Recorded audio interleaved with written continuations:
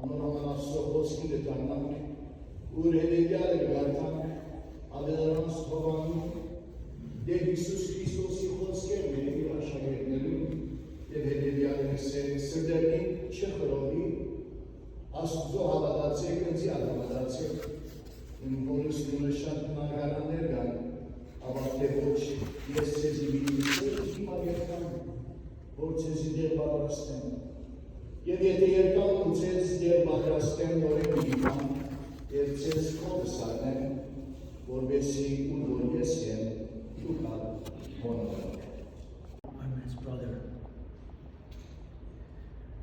My brother was born in 1943 in Cairo, Egypt, the eldest of 4 siblings. He grew up in a close-knit Armenian Christian family under the warm care of our pious parents, Albert and Lucy. We grew up regularly attending church and Sunday school, and Sunday afternoons family time with Father reading from the Bible and praying. In addition to our Christian upbringing, Father introduced us to Armenian and classical literature and music, Rafi, Tumanian, Khachaturian, Victor Hugo, Jules Verne, Alexander Dumas, among others. My brother excelled at the Kalustian Armenian Elementary School in Cairo, where he attended from kindergarten to 5th grade.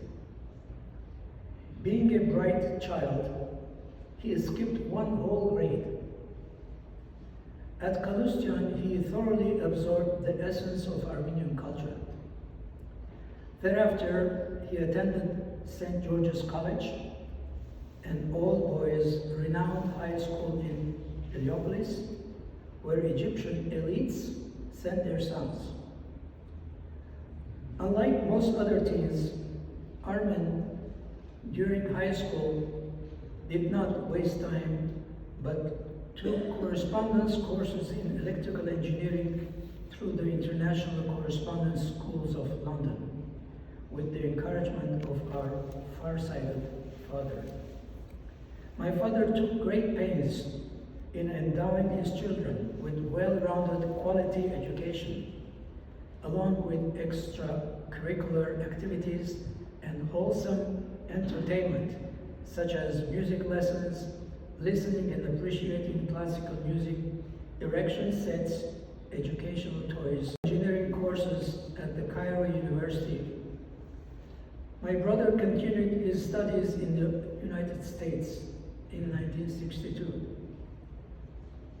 He received a Bachelor of Science degree in Electrical Engineering from Cal State University, Los Angeles. He then began working for McDonnell Douglas Aerospace Corporation as electrical engineer, and concurrently continued his studies at the University of Southern California, where he eventually received a master's degree in electrical engineering, as well as a master's degree in business administration. Along the way, as a multi-talented young man, he established and directed for a decade the Armenian Evangelical Choir of Pasadena, with his exceptional knack for organization. My brother's genteel manner, his depth of technical knowledge, his ease with foreign languages, and savoir-faire in public relations won him consulting assignments in Japan, Taiwan, China, and Germany. Such exposure sharpened his curiosity about the world and his taste for foreign travel.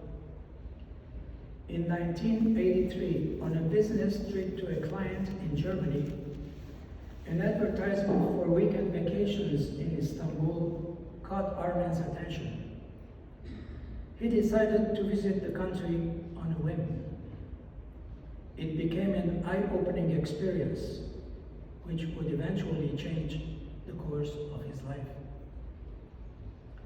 What started as a curiosity in 1983, it evolved into repeated visits to Turkey's hinterland, venturing into quote-unquote untrodden territory, and the discovery of a plethora of extant Armenian churches, monuments, and buildings which bore witness to the Armenian historical presence in that part of the world, all preserved today in a massive videotape library at USC.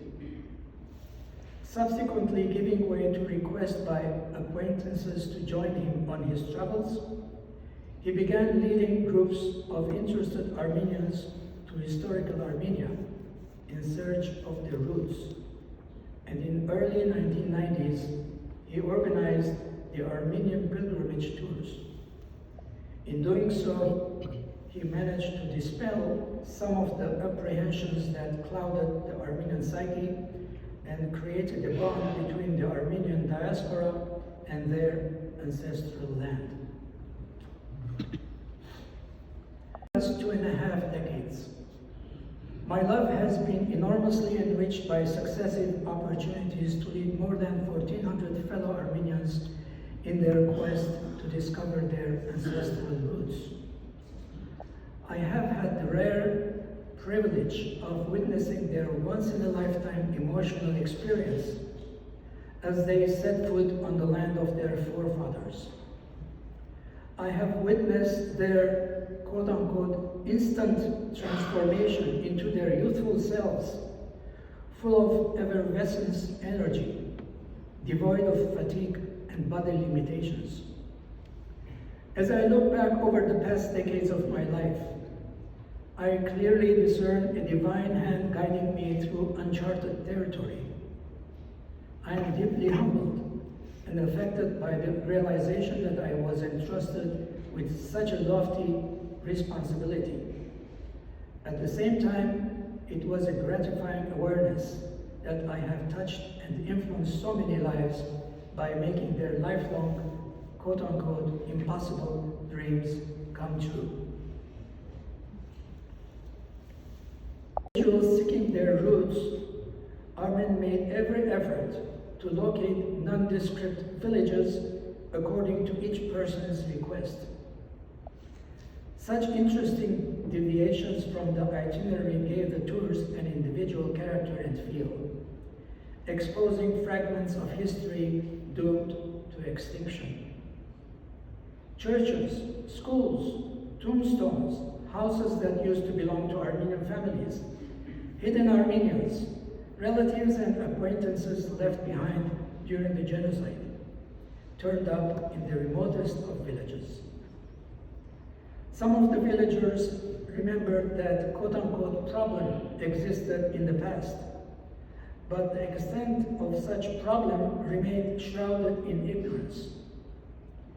Interaction with the simple-minded peasants, untarnished by world politics, who were made aware that the visiting Americans were Armenians, would impress the general populace that Armenians were respectable and admirable individuals. Armen encouraged and invited knowledgeable individuals, professors, historians, and researchers to participate in his trips. It had been his philosophy that visiting the opposite camp, quote-unquote, measuring assumptions against realities, checking the pulse of the populace and assessing the situation in proper perspective were positive steps toward the development of a better strategy for an Armenian-Turkish dialogue starting at the grassroots level. Armen's dream to preserve his legacy of archival material, including some 400 hours of documented videos compiled in a digital library, has become a reality at the USC Dursaev Institute of Armenian Studies. There, scholars and students can access and study his vast repository of photographs, interviews, maps and logs and other material this quiet Armenian left behind, who preferred quiet solitude to glorification, and who has selflessly trekked thousands of miles to document the monuments bearing witness to Armenian culture that still grace historical Armenia.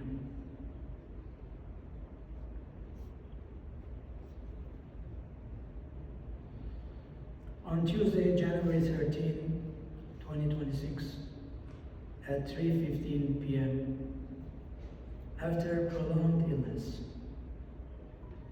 he said goodbye to us and passed from the temporal to the eternal, leaving behind a glorious legacy.